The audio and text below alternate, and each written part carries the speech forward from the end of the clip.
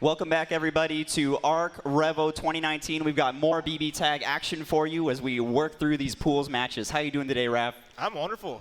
I've been sitting here watching these amazing matches, seeing amazing players just going at it, trying to get out of these brackets so they can get into the final 32-person tournament. I mean, every single pool that we've seen today has been a killer for pretty much every game, and that just really speaks to the level of competition that has chosen to attend. But let's not delay. We have our players ready and on deck, and it looks like they are raring to go. All right, everybody, let's get started with more cross-tag battle. You see that big smile. The people's champ, Elyon, coming through all the games with Jubei, like playing everything. Oh my, throwing up gang signs. We can't do that on camera. Gotta represent now. Now, you guys may remember Elyon. You know, he had a really big breakout debut at EVO just recently. It's really showcasing a lot of what Jubei is capable of, not only in CF, but also here in Tag. And there is a reason that he has risen to stand on this stage with the rest of the competitors. We get Jubei double here. Jubei. All right. So we're seeing Jubei Naoto and Jubei 9, husband and wife, and other side, just, you know, a really fun team there. And this is a nice gentleman here from Brussels, actually. He is the TO for Brussels Challenge over in Europe. I always love seeing how, you know, different people choose to support their community in different ways. You know, some people move into TOing, sometimes it's commentary, sometimes it's fan art. But it looks like we're going to jump right into the game with both Jubeis on point. Cat's out of the bag. Let's go. First game. Now, Jubei's got so many different movement options, you know, including his drive and also, ooh, there we go, really early hit. And already it's going to be a quick hit confirmed for Elyon. I like, he could normally used to be, what, Raiden and Jubei. So putting 9 on the back and the front, just having the assist coverage and just a character that's a lot better. Great hit for Achorwal here. He's actually might be able to close this out if he just manages to sneak in a little bit more damage off the cross up there. Really well done taking care of 9. Right, just how it is in you know, CF. Jubei has 2 different kind of dashes. He has just holding forward to run, or he can just double tap to do a little side hop and cross over. But then even then, like I said, his drive as is in here is a special move. It's invulnerable all the way through. You call it an assist to make it safe, but.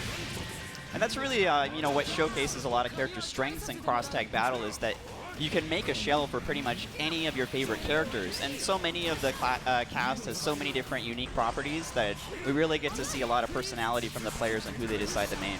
Speaking of unique properties, we have Naoto with the mark on Jubei. If there's a single hit here from Achorwal, he can just immediately end Elyon's life. Very close anti-air there, but not quite. Another hit in 2. It's a lot of drops. That's scary. Oh, no. Huge punish on the DP there for Elyon. It looks like he might actually be able to pick up quite a bit of damage here. Maybe not quite enough to kill, but he is going to take his opponent very, very close to the corner. Okay, take the throw. Still with the mark. Ooh. Side, okay, just try to be cute about it. And now just setting up the fortress, putting down the traps. Oh my goodness. Now Jubei is an incredibly mobile character, but Naoto excels at this keep away game. You really see Elyon pressured to. That was nice. Intercepted. Now traps in this game, right? Like traps in this game of all games where you have not only an assist to call and back up, but also to cover the ground. When you combine it with all the different abilities that someone like Jubei has as a point character, it's really interesting how I love how they chose 2 kind of zoner class characters as their shell. You know, that's kind of one of the things that we really love to see in team games, is the composition with the goal of overcoming character weaknesses. Swinging, they're just teleporting every which way. No one can tell what side they're on, but look at that. Both like the assist characters to Jubei are just taking so much life. Achorwal just about 6K. Both players sitting on Resonance level 2 here, but a little bit more meter for Achorwal. Okay, good first out, but it's actually get punished by Elyon. That's huge too. These 9 combos do a lot of damage. It's gonna set up. Looks like he had a little bit too much spell meter to go for Morganite there, but this meteor is definitely not a bad option for knockdown. And got the mix of minute. Got rid of Naoto. It's gonna go teleport right into the Resonance, but good mix. Good mix from Elyon. 2 characters with a cross-up dash. I mean, imagine trying to block this, right? And then you got to worry about active switch too, so add that extra layer of which side is the person actually on. Okay, punish the super, nice. Gonna seal it. Very, nice very and easy. nice. Elyon tying it up 1-1 here. But Achorwal's been putting up a good fight. It's been like the Jubei like actual match between like both the same character has been honestly Achorwal finding better advantage. You know, so for at least to start. It really seems like at the very, very beginning of the round that Achorwal has been able to capitalize off those early hits very, very well. But the knockdown game that 9 provides, either through active switch or just, you know, tagging in, is so powerful. And that's really what we're seeing from Elyon here, moving in, cross-combo sandwich, leading to great results. Yeah, I mean, look how much recoverable life is on Achorwal's side. Barely any, because he ate that CC, and that's scary because second hit here. Okay, small drop. Try the party start, but oh, counter hit. Out of there, though. Very difficult to contest here. There's a lot on the screen, but Achorwal threads the needle with the special. Looks like, ooh, this is going to be tough. Bad. We got level 1 Resonance Naoto, and he is eating some spells from 9 at the moment.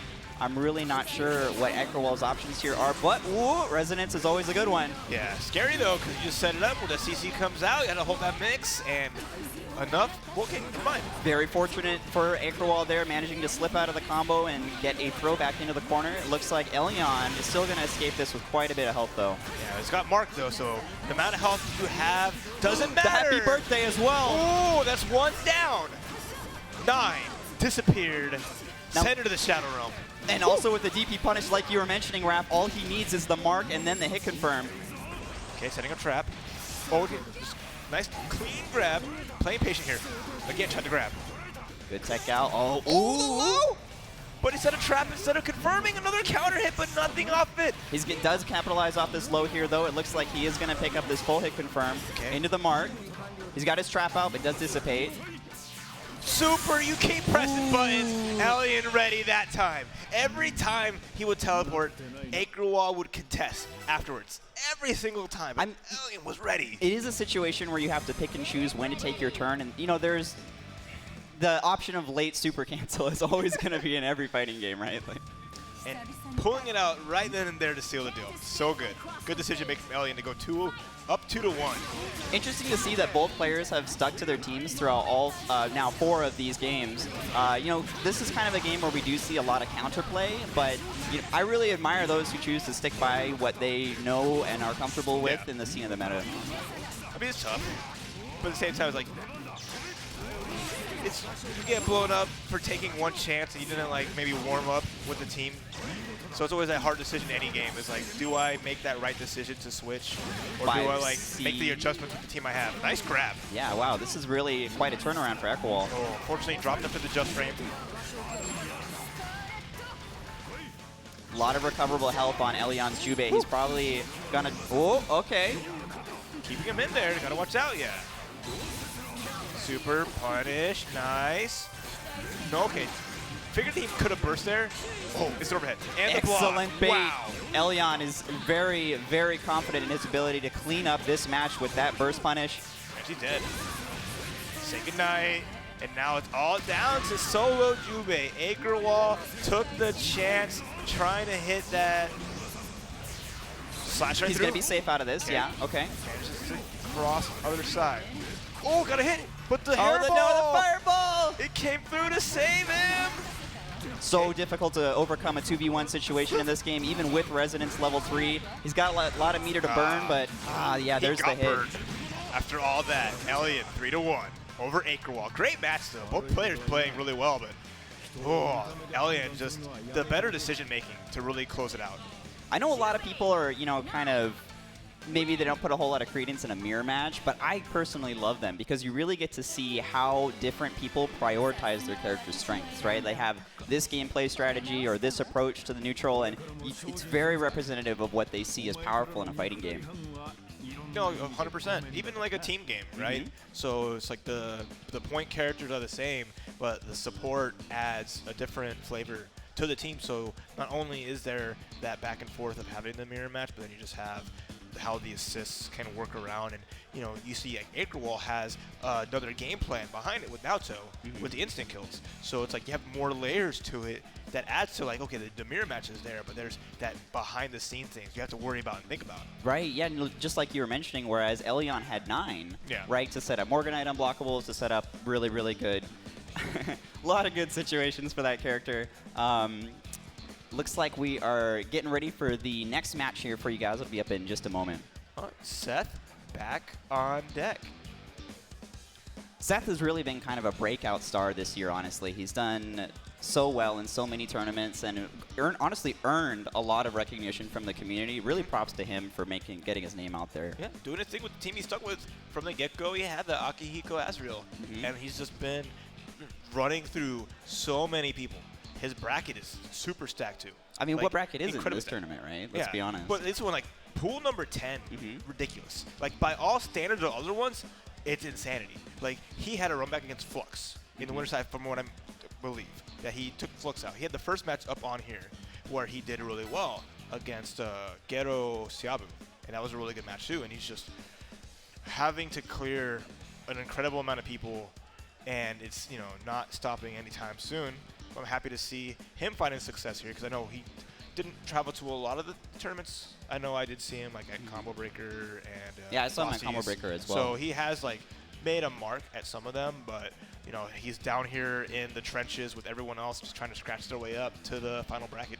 Now, out of all the players that we had qualify for the event already, I have to say the LCQ quality of matches has been stupendous. I know that a lot of different tournaments are running LCQs now, but in my honest opinion, from what I've seen in the community's response to kind of like how, not only how well they were run, honestly, at this event, props to you guys, TOs, thank you. But the number of setups and the ability to just play casuals even on the side with everybody else who's like in a different pool is really pretty cool because normally LCQs, you know, they're jammed and there's not enough time, there's not enough setups, but props to Arc for really setting us up in the tournament well with the event space and the number of equipment that we have. Yeah, and there's so much to do because besides just playing the games that you're here for, you have all the awesome demos of games that aren't released yet. You can try out. I mean, the 2.0 patch, which BB Tag, which is due out next week. You can just, I got knocked out of the tournament. Guess I'm going to start getting ready for the next version that's coming through. I'm going to play these new characters, check out the cool new colors. Like, yo, Merkava has a Spider-Man color. Really? I saw this. I did not see that. He has this red-blue. They were showing it off. I was like, that's so cool. All the Merkava players like, screw these nerfs. This color is so dope. We're going to be rocking this everywhere, and they're going to be fighting to see who is the person that gets to wield claim Spider Merkava. I am like just flabbergasted of how cool it looks. So I like this content is just, it's so much, and the community is all here for it. BB Tag, it's been 2 years, right? You know, debuting pretty much at EVO 2018, having a big tournament there, and just like being again selected for EVO 2019. It's really awesome to see the community keep pushing and growing, and there's all across the United States, across the world, especially here you have everyone from Europe, Japan, South America, just from everywhere. Speaking of growing, one thing that I've really noticed as the game has continued to evolve is just the number of characters in the cast is beginning to just, it's stupendous. Early on in the game it was like, oh yeah, I've got time to learn a couple matchups, but now it's like, not only is there so many characters, but there's so many players who play multiple characters at a tournament level. And that's, we saw Dora earlier as a great example of that, picking however many teams he needed to find Merkava, right? All right, looks like we have our players just about ready to go. Get this match started for you guys in just a moment. All right. Okay, so Headpat homies, Raiden is all set on deck. HPH. You got a lot of awesome players in that little group there. I know Vivian has been making a lot of work.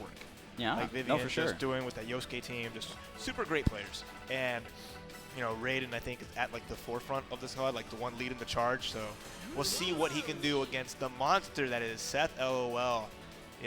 Come a long way from those Street Fighter Cross Tekken days. Now, Raph, out of all the characters that we see in BlazBlue Cross Tag Battle, do you feel like there are any that you would like to see more of? I mean, I would say that's tricky. Kuma, Teddy. Yeah? I want to see more Teddy. I have heard rumors about the building that that the Japanese have quite a high opinion of Teddy. There are some strong players that are going to be in the next phase. That the top 32. Have the Teddy. Pizza Mayo. Pizza Mayo. I say Pizza Mayo.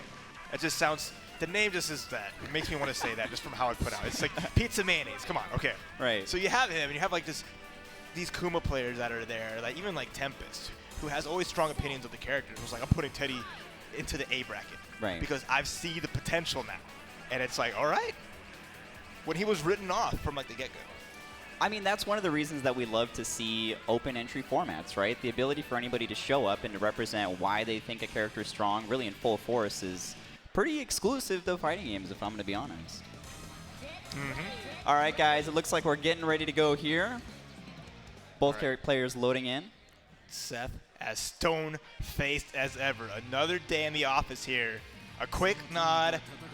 Raiden, a quick, deep breath. Game 1. There's so much on the line, even at round start against SETHLOLOL's team. I mean, the absolute explosive power of Akihiko Azrael is really well represented in just the force of their hits, right? Especially, I mean, Seth being the character, right? So we got SETHLOLOL fighting Seth. 14K, right? This is explosive is an understatement if he gets hit at all. Oh, what a grab! I almost wonder if that was a throw tech, you know? Yeah. We got Team Uni, right? Hyde and Seth. Seth, I mean, we're first one we get to see on stream. Seth is super fast, has a 9-frame EX special that goes full screen. That just like has like the crumple on hit, so that's what you're gonna see a lot of, especially if you get the meter for it. And he's a ninja. He's quick, he's fast, he's gonna do a lot of damage, but at least Seth has a lot of health to back it up. There's, oh wow, great happy birthday hit on the DP there, and it looks like this is gonna be a sandwich cross combo for Seth. Okay, nice push block to get out of it, but still gets hit and catches that with super. I actually really like how he went right into super there because he is getting the resonance version, right? And then even just the raw hit of the super is enough damage to justify the expenditure of resources. Didn't get the follow-up. That's always smart. That's, again, the trademark of a great player, is knowing exactly when to just, okay, time to get that perfect amount of damage. All right, cashing out, speaking of damage. Now Raiden does have, oh no! Raiden doesn't have Hyde because he's just getting out of here. He's going to come into this resonance situation with level 4, though, which is, he doesn't have quite as much health as I'm sure he wanted, but oh! Guess what? What side am I on, baby? Now, we mentioned this earlier when we saw the Jubei 9 team, but this team as well, almost all these characters actually have such exemplary abilities to enforce the sandwich, right? And sandwiches in tag have been the trademark of the game throughout its entire history. It started with Ruby Gord, and it's only evolved since then. It has evolved to another level. The amount of sandwiches would put Subway to shame. Yeah, now it's all freaky fast, right? It just happens immediately. You know, actually, you were mentioning earlier that Seth EX Dash is another great option for establishing. It just go through. It's crazy. But that's the name of the game. You're trying to just put people in this pincer. You're trying to just squeeze the life out of him. Game 1 Seth, so we're going to the second set. Wow, great 5P call there for Hyde, catching the Akihiko sway back, and it actually looks like we might have. Oh, excellent burst punish. Okay, let's see what you got here for your counter hit combo. I want to see Azrael bleed. I'm liking this CC confirm. Is definitely. Ooh. So, I mean, 10K. All right. 10K is not too bad. That was just the end of the combo. All right, without the orb, and I'm just trying to control this space here. Take advantage of the fact that these characters aren't the most mobile, so if he can fill the screen up. Oh, when is he gonna touch the floor? Okay, now he's touched the ground. Set it up. Now, one benefit that we do see of playing these slower archetype characters, though, is they have a ton of health, honestly. So any of these, like, ooh, okay, now on the flip side, though, the amount of damage that's going to be leaking out of Seth's team here is just absolutely uncomparable. Oh, burst, but gets punished here. I mean, it's Seth, too. So you brought Seth in to take a big chunk of damage and watch his life just evaporate. Oh my lord. And the ability of both of these teams to cross up, even in the corner as well with their mix-up again, right? There. It's so difficult to block. You know, you're really lucky if you have a character with a DP that hits on 2 sides like Carmine or Reversal Super with those properties, but man, a quick second game for Seth there after the first hit. But didn't even get the resonance. That's the hard part. Your character gets in, you try to hold the button now, but sometimes that little issue happens and you just get blasted by the incoming mix-up. I mean, so many people have been training now for a very, very long time about answers to incoming resonance, right? Because it's, I mean, how else are you going to get it out, you know, if you're block stun? But it's just that later, because thanks for freezing the clock and, you know, giving me advantage to the attacker, who can then just activate CC, and now you're back in the same blender, and it's but at the same time, it's like you avoid the initial mix-up, but that second layer is guaranteed to be there. These sandwiches are dense. The layers, you know, lettuce, tomato, all the kinds of meat you could hope for. Toast that up. Game 3. Seth going for a much more aggressive approach to the round start there, but it looks like Raiden actually coming out in advantage. Another cross combo confirmed. It looks like he's going to take his opponent to mid-screen here for a knockdown. Nice 10K. Used the ball to assist gauge for it, but really put a hurt on Akihiko. I actually really like that burst from Seth because he recognized that the assist was out and he wasn't going to be able to punish. And that's going to be... Oh, oh, oh! Oh, no! You kept your Seth alive, but at what cost? This is so much damage coming out of Azrael, and Akihiko to back him up as well. All right, I like that. Getting the wind gauge up. And now Hitch of the mix. Corkscrew push block. That 9-frame special. So good, but wait a minute. Akihiko's going to go down here. Now, this may seem like a 2v1, but the quantity of health sitting on Azrael's side is just, I mean, he's going to have to get more than a few hits, and it's only one reversal super and neutral, and you're dead with both characters. Okay, what do we got here? Nice pill Great breaker. cross up. Uh-oh. Good cross up. Wow. Run out that resonance. That's an important part. You get that hit against the character in resonance, milk it. You have CC. Now, he's only got 2 bar here, though, so he might not be able... Oh, okay. Oh, counter hit into DP. Got a little combo. Command grab super. Headpat homies Raiden. Staying alive here. You see his crew in the back popping off for their boy. The homies are on deck. All right, guys, coming into the next game here. Seth up 2-1. Both players sticking to their teams. Man, watching Akihiko just... And he gives you that quick thumbs up whenever he gets those quick Yeah, hits right, too. Just like, not bad, kid. But you might want to pick up your jaw off the floor. It's almost interesting to compare it too because you know, Seth has to spend meter, right? Whereas Akihiko is just kind of in there. Yeah, but I mean, like EX Assault Dive is usually a staple to combos, so he will have, you know, burn a bar if he really wants to make, you know, everything happen. Oh, avoids Like it that with the active Rekka. switch. Oh, very patient by both players. Almost looks like he's going to spend the bar here, wanting to pick up a little bit of damage on Hyde. Yeah, showing that there was no wake up EX Rekka. Okay. This Headpat homie don't give. Look at this crap. corner carry. Solid damage too. Nice tech. At least made the orb disappear. I really like how we're seeing both players use their meter very, very proactively, either with an early push block or advantageous use of EXs to hit confirm mid-screen where their characters would normally otherwise suffer. Yeah. Oh no! Incredible! Oh, that was so good, the layer! Putting the orb there, making his DP safe, and catching Seth a little off guard. Oh, there it is. That EX, right with the active switch, is just so strong. Now Raiden again with level 4 resonance to Seth's 1, but you know, it's really looking like a lot more even game than we were seeing earlier in the set. Excellent use of the orb to anti-air there in that situation. Looks like we're going to stick to the mid-screen knockdown though. And again, a nice cross-up. Doesn't get the full conversion of there, but the counter it on the jump is going to be enough for SETHLOLOL to try to bring this back, and look at this damage that's coming out. Immediate resonance super. He doesn't have enough to cancel though. No, but the damage is done. 10K on a 14K character. Now, Okay, all things great burst. considered, the health totals are tied up though, Raph. That's big. That's big. How far can Let's he take get it. this? Oh, no, the 5A does not catch. I respect it though. He went for it, right? It's important that you go for what you need to go for. Both players very, very careful, as any hit at this point would really mean the end of the game. Oh, nice sandwich. It's big. But great blocks from SETHLOLOL here. Puts the orb out, gets hit. He's fine though. Oh no, it's gonna miss. That's gonna be a big punish. One character down. It's all down to solo Hyde. He's got resonance level 4, 60% of his health left. Oh, and there's the cross up though. Kill rush, as always, putting in the work. All right, take him to the corner here. Cash out the damage, gonna force the resonance out from Raiden. It's his last opportunity here. That looks like that was in the air, actually. Oh! Oh, No, he blocked it, He blocked it, and that's gonna do it. Seth, LOL, 3-1 over Headpat's homies Raiden. The resonance Palebringer super was not a bad idea, but what a great block. Oh man, always in team games with those, you know, where information is so dense on the screen. You know, I got like characters stacked and stacked and stacked on top of each other, and you got like super flash going on, and It's so hard to tell what's going on sometimes. I mean, that's just how it is. And imagine the players. I know, all the right? stuff they have to deal with. I mean, you saw how much crap on the screen that Seth had to like worry about. Yeah, there's like the orb going Yep. on, right? And then like Akihiko's persona comes out, and you're like, what do I do about this? And then Seth is just like zip-zooping left and right, and just, oh my god, it is so fast-paced. Your eyes are darting. Just take a breather, you know, blink, refresh your eyeballs because you can't afford even a second, you know, outside of in-between game, you know.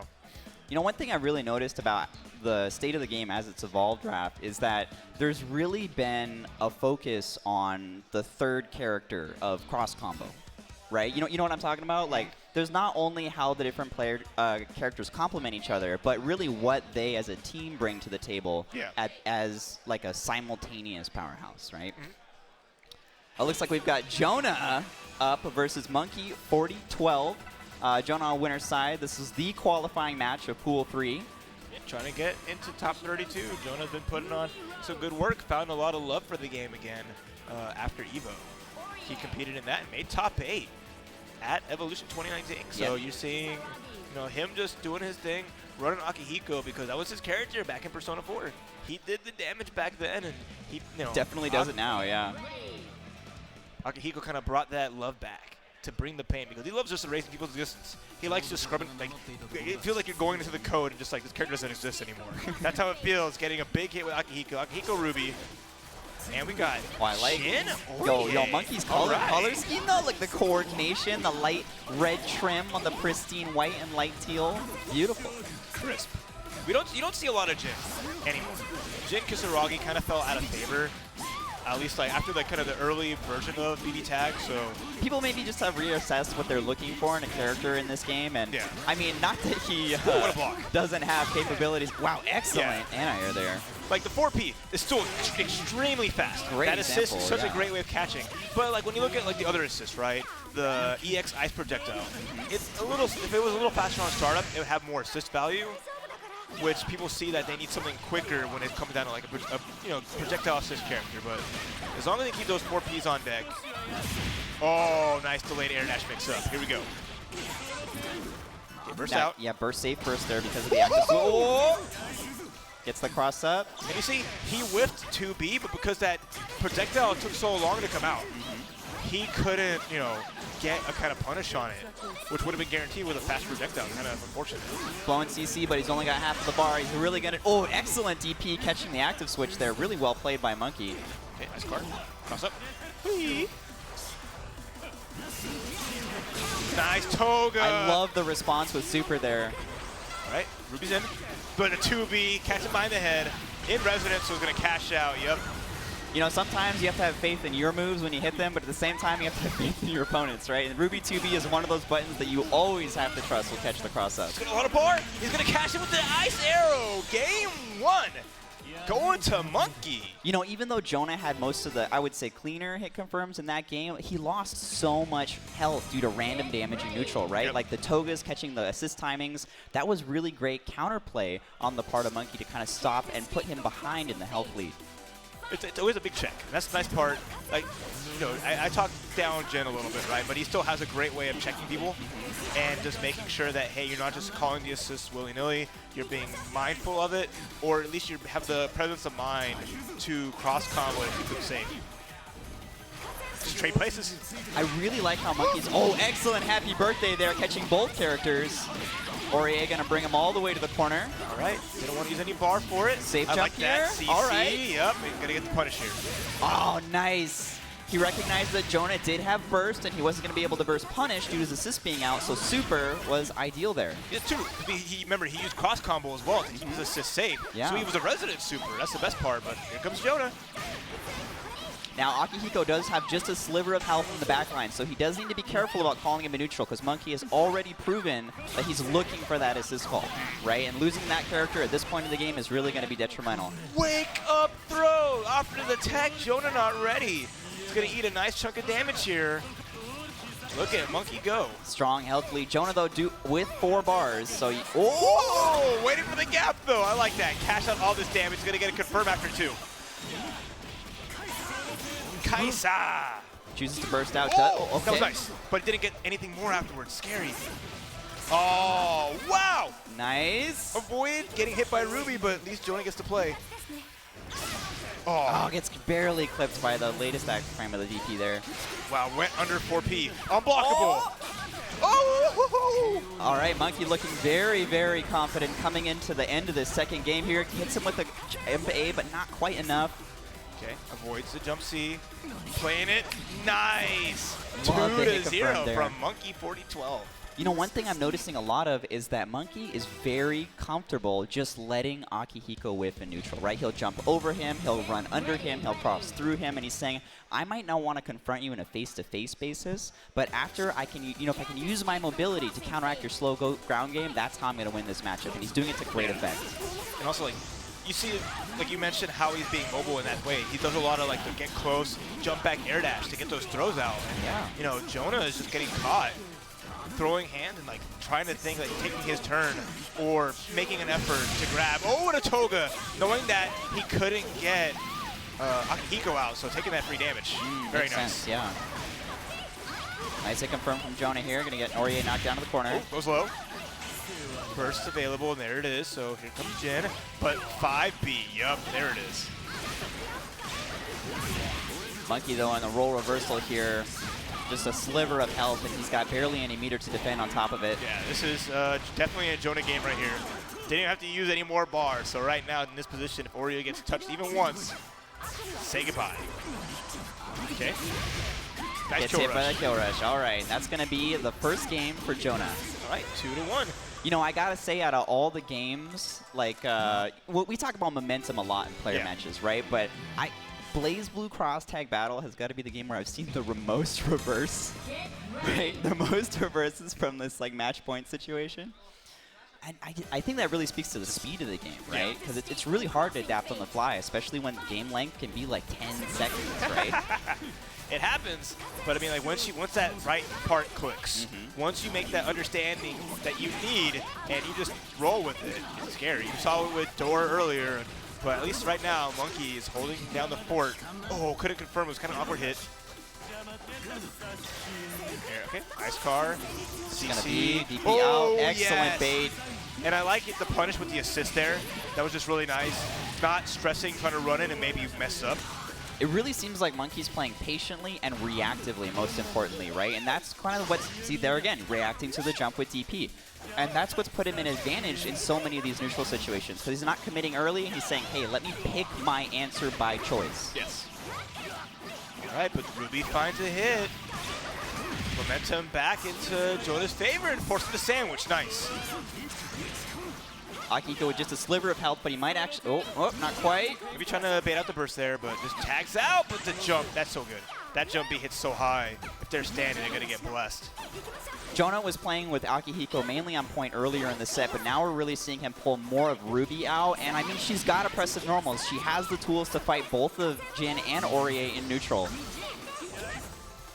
And this change of pace might... I was just if you had comboed into the sword, right? Yeah, that would have been really sick. Okay, it's big. Jona kind of just running forward, trying to attack. No, the 2B to punish the burst. What awareness. Cashing out is going to take this character not quite dead yet. A little bit of life left. Just a thread, though, really needs to be very, very careful here. Oh, the punish, but... Goodbye, Jin. Here comes Orie by herself, and here's the resonance. Oh, gets hit by the meaty jab. Okay, okay. Taken to the corner. This Good is hit huge. confirm. More importantly, wasting the resonance, right? Yeah. Sandwich again after the run under. Super nice. Goes low. And with 5 bar here, this should do it. Plenty of meter. Oh, yeah. Jona looking to tie it up. 2-2. Needs one more to make it to the 32-player bracket and make it out of the pool here. Monkey's got a lot of thinking to do because even if Monkey wins one more, he's going to be subjected to another 3 out of 5 set. Now, I talked earlier about adaptation, and we really seeing Jona pull through in that with kind of choosing to focus more on Ruby in neutral, right? Like I mentioned earlier about how she's got really big normals. Most importantly, she kind of hits everywhere around her, so she's really hard to thread the needle around, right? Yeah. It's like, how do you jump over and avoid Ruby jump B? How do you, like, make Ruby 5B whiff on the ground? It's really, really challenging, and one of the reasons that the players consider her are so strong right now. She's just swinging, and sometimes that's all it takes. just put out that giant scythe and pray for the best, because it's hard with punishing against her. So we'll see. Monkey's been doing a decent job of it and picking his spots. He just wasn't able to close out the last game. He was in control really well. Whoa, I love that reverse chain 2-way dodge under the gunshot. That was awesome. This block and just getting out of there. Oh, okay, goes low. Finds a hit. Woo. Takes the standing reset. Monkey, you're playing patient. Ooh! Before the shotgun blast even happened, gets a grab. Nice for Monkey, changing up his game plan and being a little more aggressive. Man, he is really forcing Jona to spend almost all of his meter defensively. This is so good for Monkey. I really like how he's kind of playing the resource game to his advantage. Yep. But meanwhile, I mean, Jona is on a 2-game hot streak. So, ooh. Make it safe. I see you, Monkey. Oh, but the 4 key gets blessed. And the challenge, though, very nice there from Monkey. Really a different energy coming out both of these competitors in this last and final game of the set. Okay, here comes the ice. Forcing the block here, that's really good. Ruby gets out. Oh my god! But he got the throw counter afterwards. He got the single hit 5B. That only happened to the exact last action frame of it. And Jona wasn't ready for that and got, he got blessed. Now Jona does have resonance level 4, but he's got What a grab! Stone-faced as ever. He's used to being in situations like this. EX, okay, force the block. Really the question in here is when is Jona going to resonance and why, right? What a bait! Love the anti-air there from Orie. Gonna cash out. Such a good decision there, and that does it! Monkey resets the pool bracket, the LCQ pool, number 3. Again, this is the qualifier, guys, so whoever wins after the reset here is going to move on to top 32 as a representative in the final bracket. Okay, we'll take it a second. But that's just wild.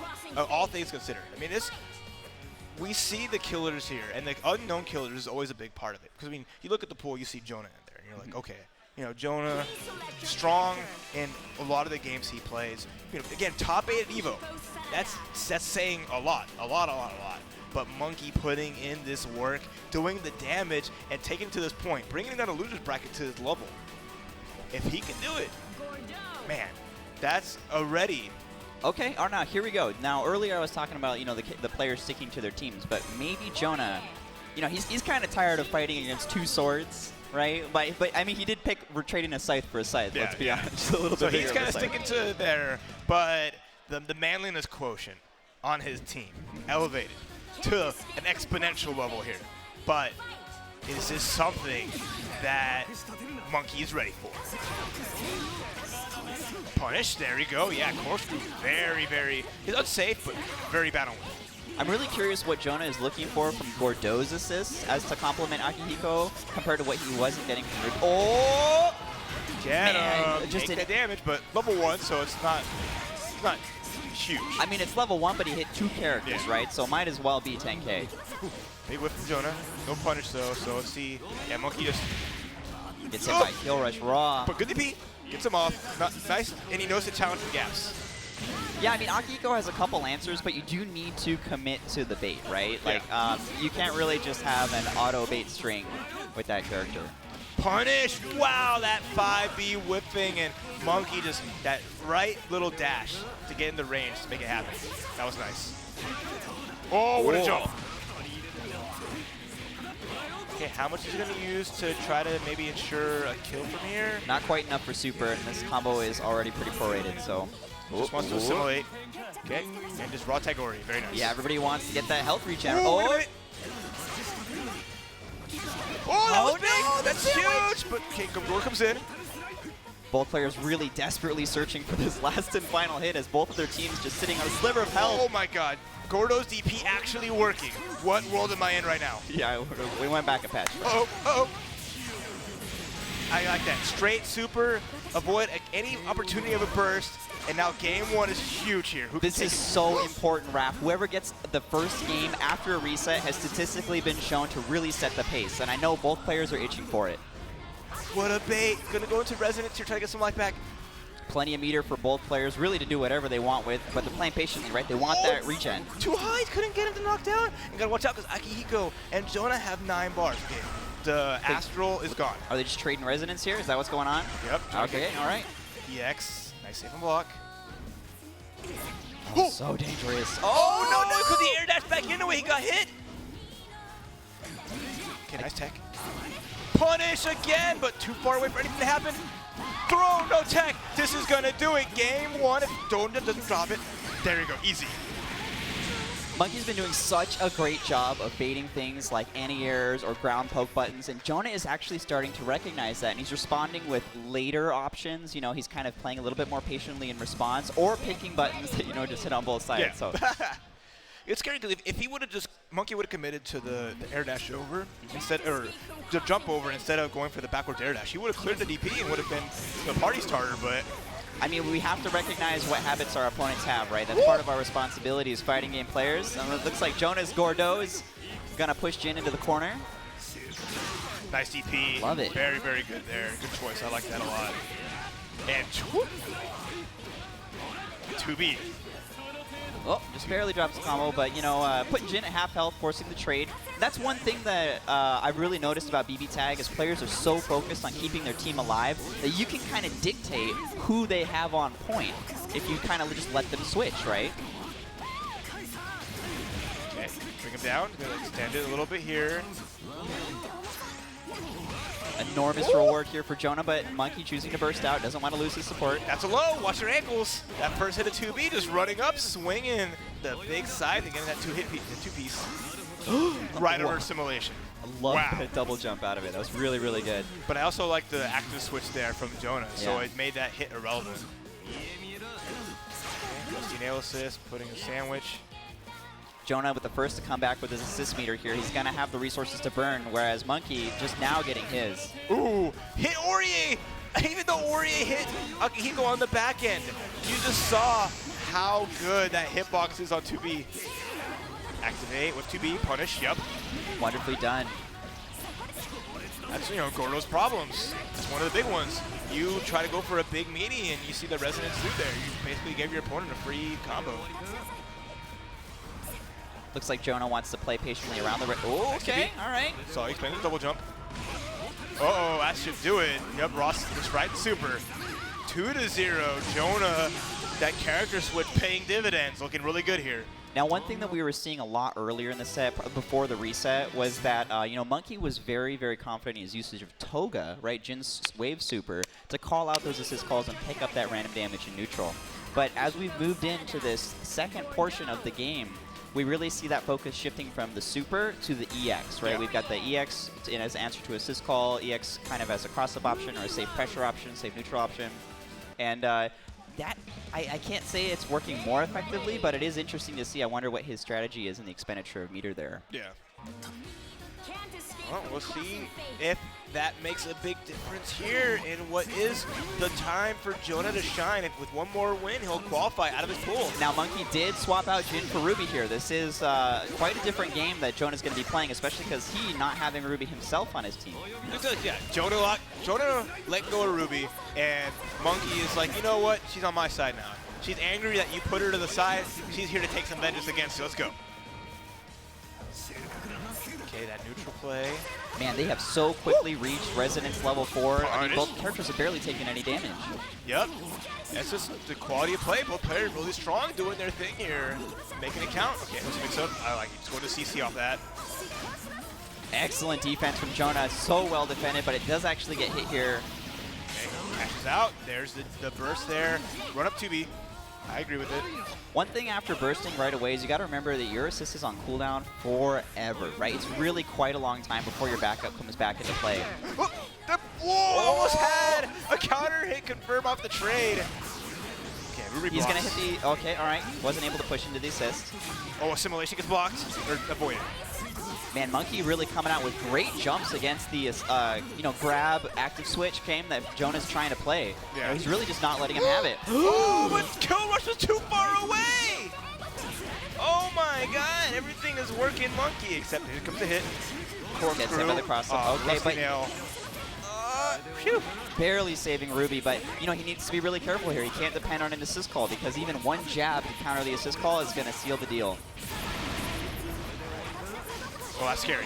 Just CC, yeah, okay. Great call. What a DP! Ow! Oh my god, the active switch missed. Overhead. That's it. And he gets the combo. Oh, no. wait! Ah! Big drop. And now Ruby's down, but Orie has a lot of life. But does that matter? It's Akihiko. Oh my god, it's Akihiko. This is your chance, Jona. If anybody showed up at your house and gave you a present, it was that one. Okay, cashes out. He was just at the end of Resonance there, so it's probably the best time to super, yeah. But the damage is done. The Resonance is about gone. What's the mix-up? He's out of there. Both characters definitely in kill range here, but Jona up 2 games after the reset. He was too low to get hit by the second hit. And that, not enough yet. One more hit. There you go. It finally worked with the jump over throw bait. Nice stuff, Monkey. He's really been using that specific tool to such great effect. And I mean, Akihiko does suffer from not having, a weapon besides his fist. So when you run into situations where you're like, my 2B is so tiny, and Orie is meanwhile with this like 6-foot rapier, right? And it's like, what do I do about this? I know.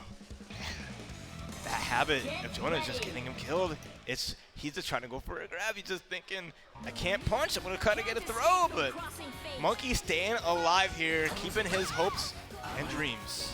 Oh, we got Ruby on both sides now. I like that switch back. And look at Jona go. Already working out for him really well. Oh, man, Jona really getting a lot of mileage off of Ruby 4P here. It's always been such a great option, but honestly, its speed is the thing that really makes it so strong. What a conversion, getting hit. It's so good. The speed of it, the height of it as well.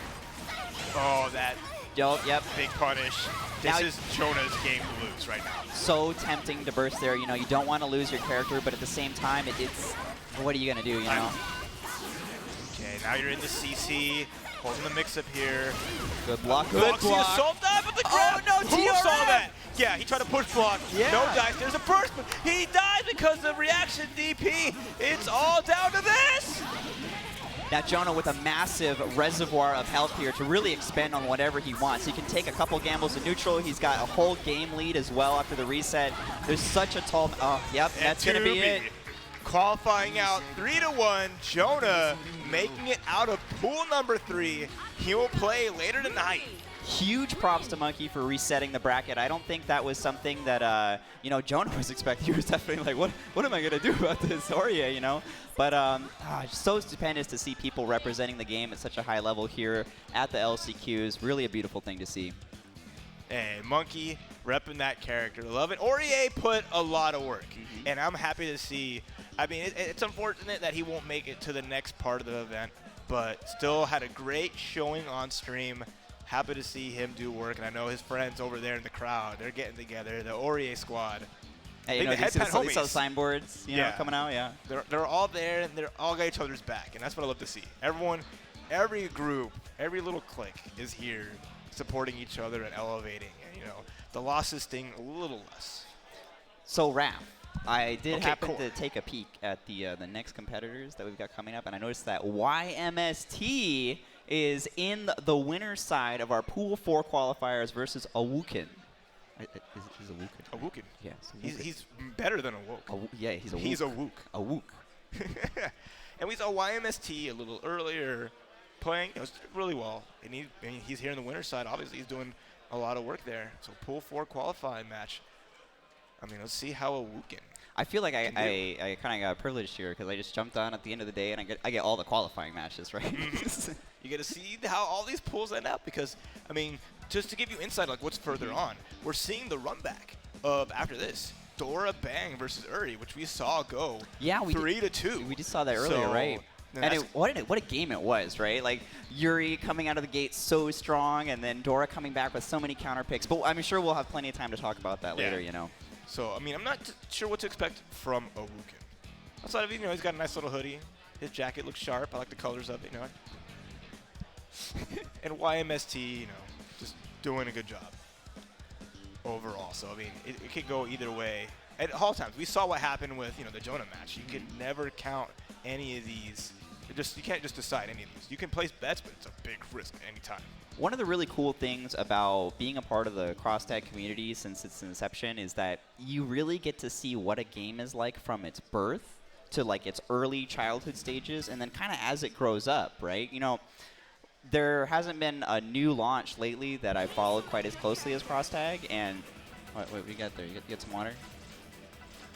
Maybe. But Maybe. the end result here that we're seeing at ArcRevo is really quite stupendous. You know, we have people coming out from all areas of the world. There's so many international players here. People from like Sweden, people from France, people from Spain, Japan, of course, Philippines, Taiwan. It's just really a great thing to see. That's a one-of-a-kind event, you know? Because, I mean, people are used to, like, the one event in the summertime where one game has the communities congregate globally. But here at ArcRevo, it's just every of the 3 big games. People from everywhere have just come into UC Irvine to get to know each other, to celebrate these amazing fighting games and the future that there will be with like GT 2020 and like, you know, BlazBlue and all these other amazing games that are just, you know, the year 2020 is looking mad good. Yeah, I know. They've really set themselves up for success, not only in how they've supported the community, but also just what they're delivering, right? Let's be honest. All right, so both players are on deck here, getting ready to go. Looks like we're doing a quick button check, so, you know, making sure. You know, I gotta say, even if I know my buttons are right, I do appreciate the button check. I know the streamers are gonna cringe when they hear that, but it just helps me calm down a little bit. I like feeling free to hit my buttons. Yeah, I mean, you get your hands warm. You know, that's always a big thing too. It's like, even if there's like a small gap between your match, you wait 10 minutes, you wait 5 minutes, you still want to make sure your hands are feeling, you know, you're ready to go. So that's always like an imperative part of it, even if you're not, just like making sure your buttons work. All right, so going to character select. Let's see what Awookanen is going to choose. YMST with the Narukami and Yosuke, you know, P4 team repping. That's Yoverse. that's Awookanen's team, actually. Oh, sorry. So Awookanen, I believe. So we got P3 versus P4. That's what I'm reading in this. I think. I mean, I'm not familiar with either player, so I can't say. I think I have my sides right. The character is, but Okay. Okay, so yeah. Yeah. Man, Yosuke. The bros. Yeah, the buds. The big bros. Look at that. Yeah, look at that. That intro. Oh. We're getting more of that in less than a week. We're getting more intros. They're letting the special intros rock. All right, guys, jumping in here to the qualifying match of Pool 4. YMST is in winners, so he just needs to win. Whoa, beautiful start already. Narukami getting blessed. Oh my god, here we go. Party time. All right, here comes Yosuke. So Yosuke again, the ninja character. Easy to destroy, but so hard to catch. Now, what a mix-up with the Zio. Love how he baited the deep, the burst there, and it looks like he's going to pick up quite enough corner. Oh, okay. All right. I like that. Run up block, make sure the assist works. Oh, luckily that reversal, even though it's a counter, has a very quick recovery. So it worked out there. Blocks the kill rush, but gets hit by the 5C. Okay. Bit of a risk, and it worked out. There's some data there.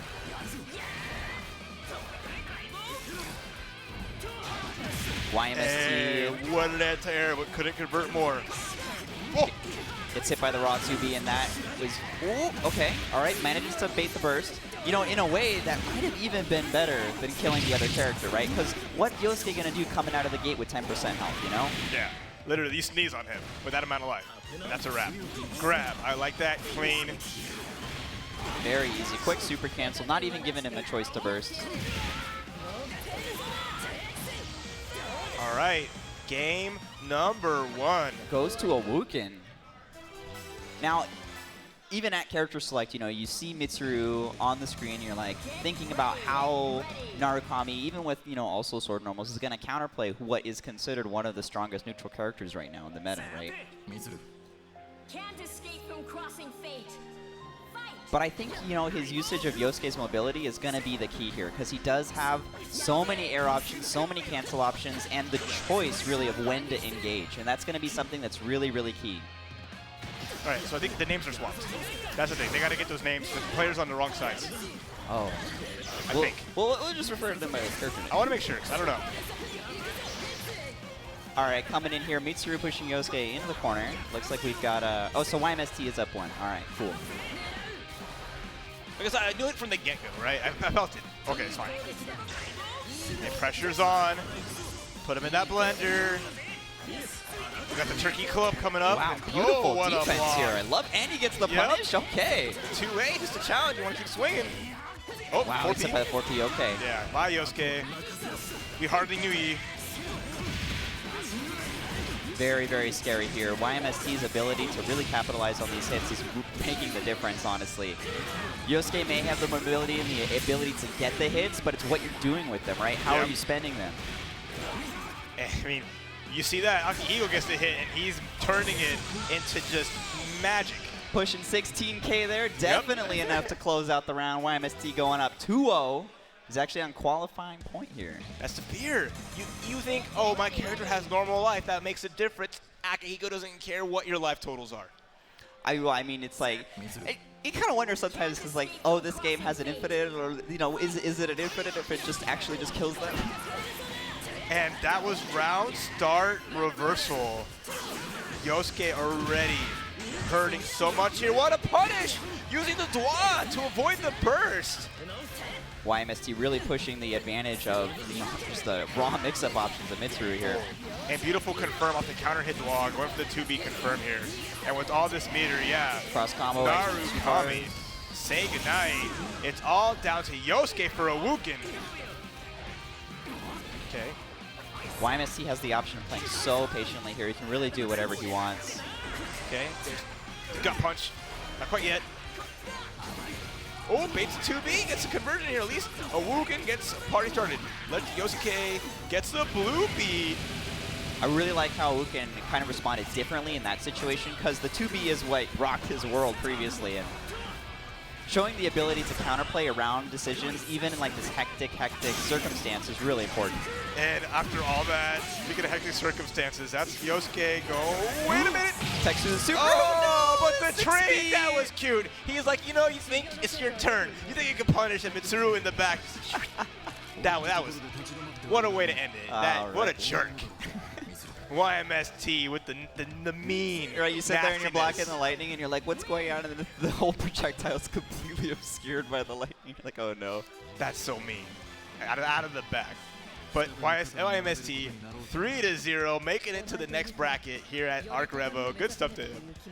Oh my God. Man, it has been putting on a show too. I know, right? Every game has been such high energy, and we've really seen so many explosive matches already.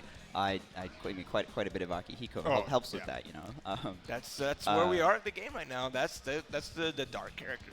That's the character that made like the dark timeline where people just want to play the game. Akihiko's like, no, this game's over. Hey, you know, honestly, if in my opinion, it's just that people think he's cool, right? Like, hey, you ever sat in training mode and like did the input for meter and just watched the entire screen shake with EX? You're like, okay, you know, I can get behind this. I mean, you remember like P4A? He was, you know, it was hard. Yeah, it was hard. So now it's like he's in this game doing the same thing, but he's doing it better because he got people like covering up like his deficits. But the way his toolkit works in this is just, you have so much fun just watching people's life disappear. And even if you're the one getting disappeared on. Whew. All right, guys, that's going to be the end of our current coverage of the qualifying matches. We're going to move on to top 32 of BB Tag at 8 o'clock, so make sure to tune in. But actually, you know what? You might as well just stay tuned because we've got BBCF top 32 just coming up here at 5:30. So look forward to it. This has been Core. It's been a pleasure commentating with you, Raph, as always. Of course. Thank you guys all for watching. You know, ArcRevo today and tomorrow. So much still left to see, and especially who will make that final top 8 bracket. No, for sure. That's going to be ridiculous. So he said it. Don't go nowhere, because if you do, I'm going to come find you. All right, guys. Have a good one.